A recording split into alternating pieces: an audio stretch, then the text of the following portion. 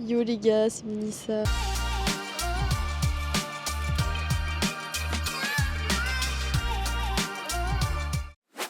Ça fait longtemps que j'ai pas vlogué. Je ne suis plus à Kyoto. Là, on est à Tokyo, donc la capitale du Japon. Avant, j'étais dans la région du Kansai, donc là où il y avait Osaka, Kyoto, Nara, Kobe, etc. Et maintenant, je suis plus dans le nord, donc la région du Kanto. Cette fois, je ne déménage plus, je reste à Tokyo. Je vais visiter d'autres villes, mais je veux dire, mon lieu de vie ne bougera pas. Du coup, c'est mon premier vlog à Tokyo et là, je me rends dans un pop-up café, pop-up shop sur le thème d'un animé. Je vais faire un rapide cours sur ce qu'est un animé parce que je sais qu'il y a des gens, je ne citerai pas de nom, qui regardent mes vidéos et qui ne savent pas ce qu'est un animé. Alors un animé, ce n'est pas un dessin animé comme Franklin, les Totally Spies, etc. qui sont destinés aux enfants. Les animés, ce sont des mangas. Donc un manga, c'est un petit livre qui se lit à l'envers. Ça peut être sur plein de thèmes différents qui sont adaptés en version animée. Comme par exemple Harry Potter qui a été adapté en film. C'est pareil, les mangas, c'est adapté en animé. Ça peut être sur plein de thèmes différents et les sujets sont souvent pour les adultes. Même si ça y ressemble, ce ne sont pas des dessins animés. Ça peut parfois être très violent, même gore pour certains. Les animés, bah évidemment c'est japonais, enfin les mangas, etc. Et c'est toute une industrie au Japon, il y en a partout, que ce soit sur les écrans, dans les métros, dans les publicités, enfin il y en a vraiment de partout. Et il y a énormément de fans du coup d'animés, ce qu'on appelle des otaku. Ils viennent au Japon uniquement pour ça, parce qu'ils sont fans des animés. Voilà pour le petit cours. Du coup je me rends dans un café qui est sur le thème de Jujutsu Kaisen, qui est le manga, l'animé populaire du moment, que moi-même je regarde. C'est pas mon préféré mais j'aime beaucoup quand même. Et du coup le café ils servent des plats, des desserts et tout sur le thème des persos.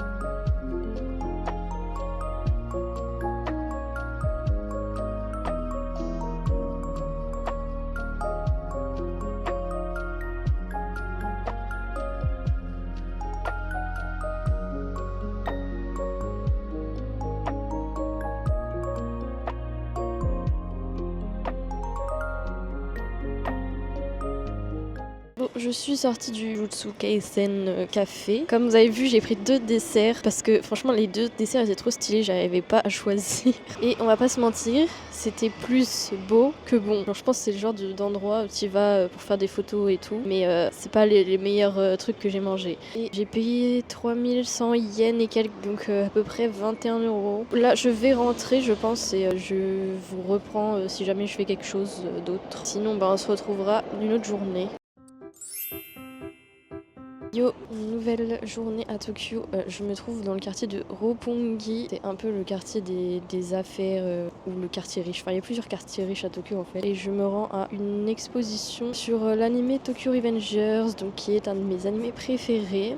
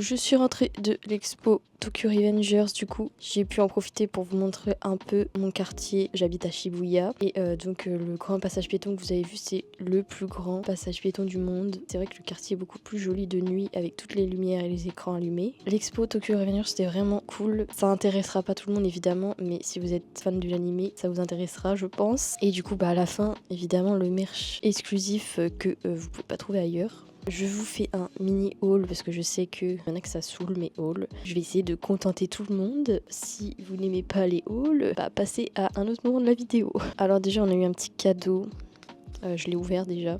C'est donc des stickers et c'était aléatoire et j'ai eu Izana. Alors j'ai pris un jeu de cartes, c'est des cartes à jouer hein, mais elles sont super belles. Ensuite j'ai pris des postcards.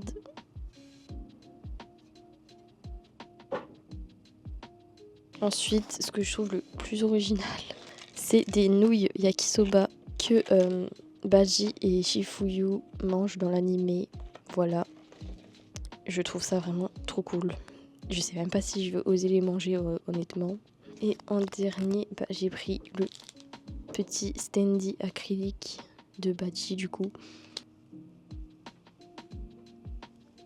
Voilà, c'est tout pour ce petit haul. On se retrouve un autre jour quand j'aurai autre chose à faire. Voilà, je vous dis à plus. Yo guys, bienvenue dans cette nouvelle journée à Tokyo. Je vais me promener à Harajuku, qui est le quartier de la mode à Tokyo. Il y a une exposition gratuite de Jujutsu Kaisen, donc l'anime où j'étais allée dans le café là. La dernière fois. Et aussi, je vais faire quelques magasins. Donc, je vous emmène avec moi. Comme ça, vous allez voir un peu quoi ça ressemble à Harajuku. C'est le quartier de la mode. C'est là où il y a un énorme centre commercial où il y a tous les créateurs. Enfin, il y en a un peu partout dans Tokyo, en fait, des créateurs de vêtements et tout. Mais là, il y a un centre commercial dédié pour ça. Ça y est, là, je prends la confiance. Je suis en train de filmer, enfin de vlogger alors qu'il y a plein de gens autour de moi. Du coup, je suis toujours à Shibuya, vu que c'est mon quartier. Et Harajuku, c'est que à 20-25 minutes à pied. C'est bien pratique d'habiter à Shibuya en fait, parce que c'est vraiment au centre de tout.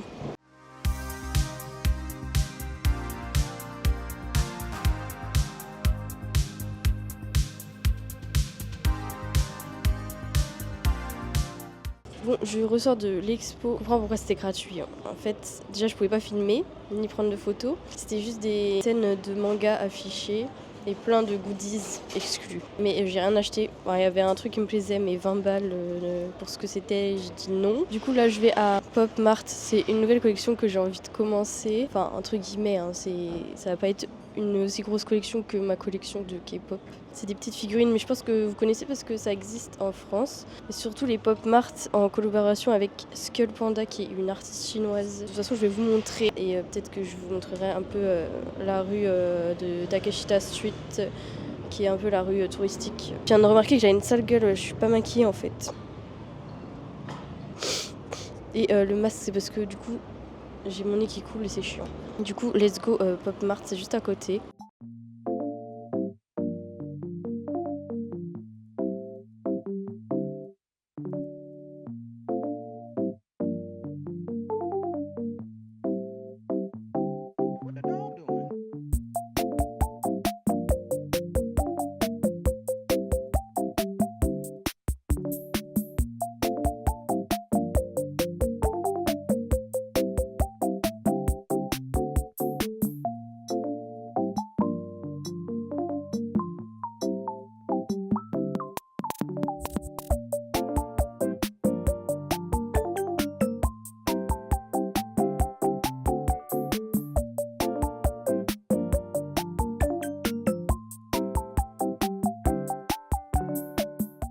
J'hésite de ouf maintenant que je les vois en vrai. En fait, je voulais trop les Alice là. Mais au final, celles-là sont trop belles aussi.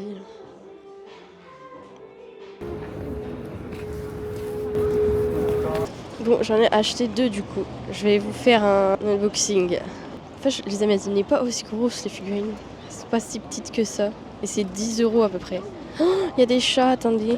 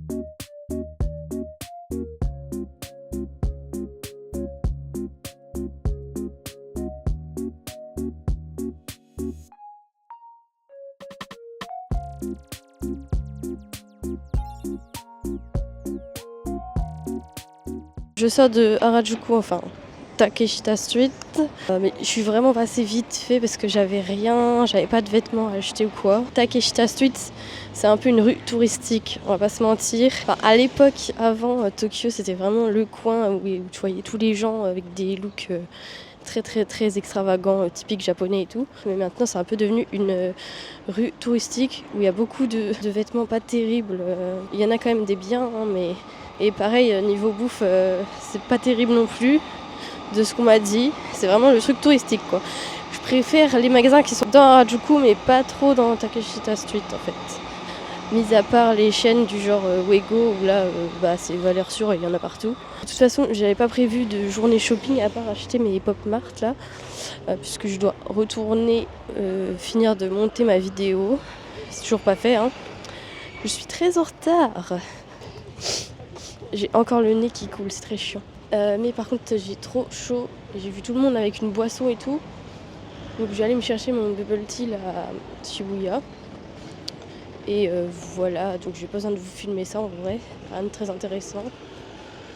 Du coup je vous laisse, bye.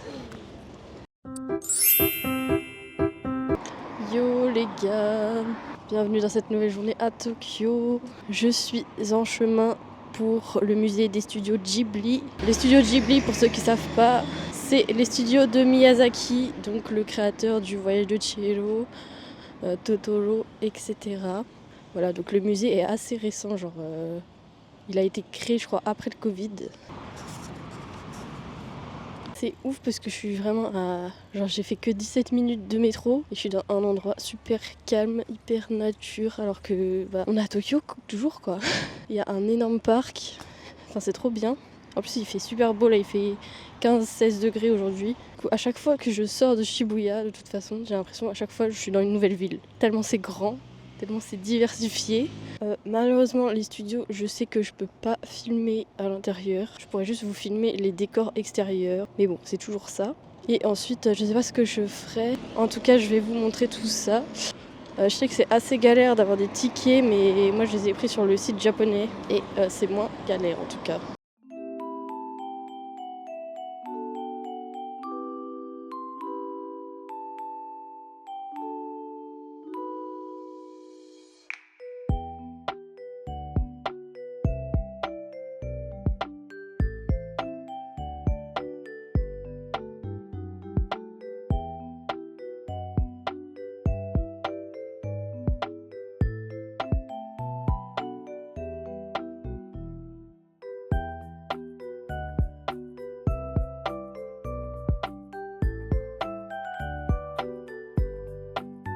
Bon, je suis sortie du Ghibli Museum. Franchement, c'était super beau. Comme je vous ai dit, je pouvais pas filmer l'intérieur. Mais déjà, il y avait un mini cinéma où ils ont passé un film sur des souris qui font du sumo. Enfin, c'était marrant. Du coup, j'ai acheté le porte-clés de la souris qui faisait du sumo. À l'intérieur, il y avait il y avait une reproduction du studio, de là où il faisait ses dessins et tout. Ça, c'était vraiment très très très très beau avec plein de dessins. Franchement, très beau le musée. Il est pas très grand, mais ça va. Je vous ai pas dit combien j'ai payé du coup, mais c'est 1000 yens l'entrée, donc ça fait à peu près 6 €. Donc c'est vraiment pas cher. Et je suis restée 2 heures dedans. Et vous pouvez vraiment aller comme vous voulez en fait, refaire les salles plusieurs fois, etc. Là, je vais me promener du coup parce qu'il y a des parcs à côté et il y a aussi un Inoshira, je sais plus quoi, zoo. Enfin, en gros, un parc avec des animaux, mais c'est pas non plus un zoo de ouf. Hein. Donc, je vais voir si j'y vais ou pas. Un truc que je vous ai pas encore montré. Bon, là, je suis dans un parc du coup. Il y a des toilettes. Le genre de toilettes que vous voyez en France, sauf que ils sont tous nickel, genre vraiment les toilettes au Japon toujours propres. Il y a du papier, franchement non mais c'est même les miroirs, regardez, ça se voit ils viennent d'être faits. Franchement le Japon, les toilettes toujours propres, même dans le métro. Voilà, c'était le petit point culture sur les toilettes du Japon.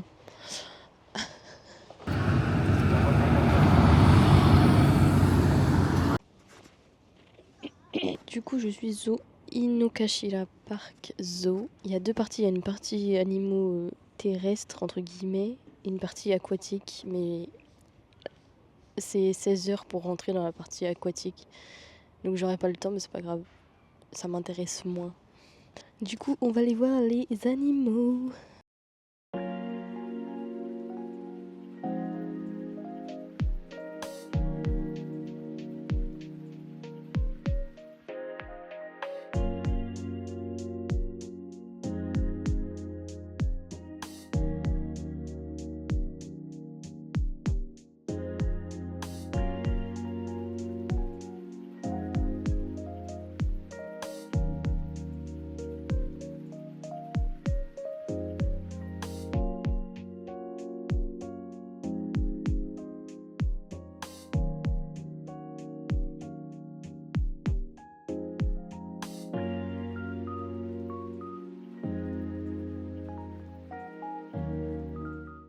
Aujourd'hui, je rentre sur Shibuya et je vous dis à bientôt pour une prochaine journée à Tokyo ou ailleurs, je sais pas.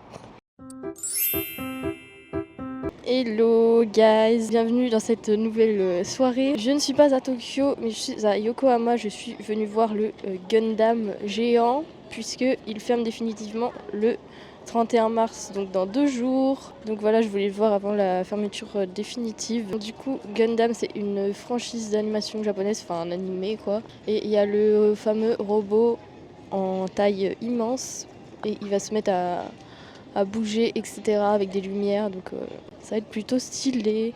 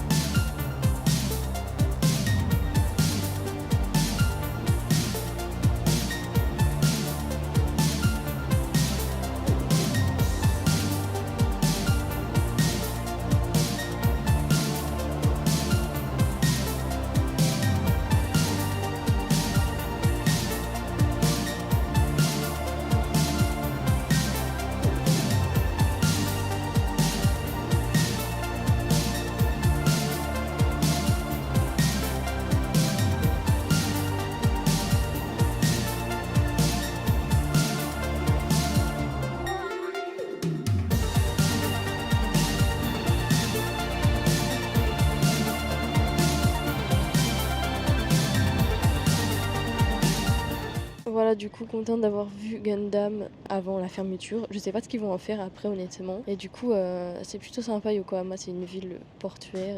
C'est que à 40 minutes de Tokyo, donc enfin de Shibuya. Du coup, voilà, c'est tout pour cette soirée. Je vous reprendrai quand je ferai autre chose d'intéressant parce que je passe des examens de japonais en fait, donc j'ai pas trop le temps d'aller visiter des trucs. Du coup, je vous dis à plus.